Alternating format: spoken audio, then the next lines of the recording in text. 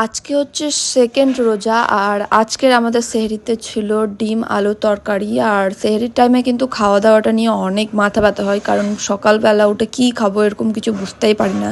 তো আম্মাকে বলেছিলাম এটা করতে, তারপরে খেয়ে নিয়েছিলাম খেজুর। আর এখানে 4:50 মতন হয়ে গেছিলো।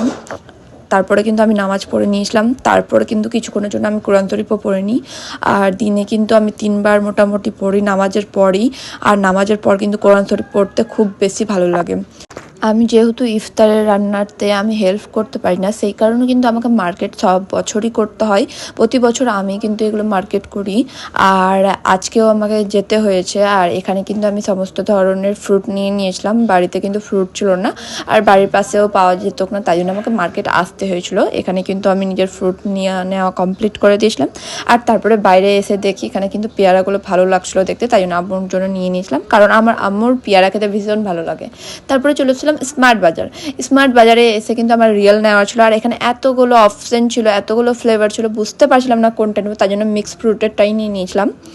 আর বাড়িতে এসে দেখি সব কিছু কিন্তু অলমোস্ট ডান। তারপরে আমিও এসে কিন্তু সার্ভ করতে একটু হেল্প করলাম। আর দেখতে দেখতে কিন্তু টাইমও হয়ে গেল। তারপরে কিন্তু ইফতার করে নিলাম সবাই একসাথে মিলে। একসাথে বসে কিন্তু ইফতার করার মজাটাই আলাদা। তারপরে নামাজ পড়লাম।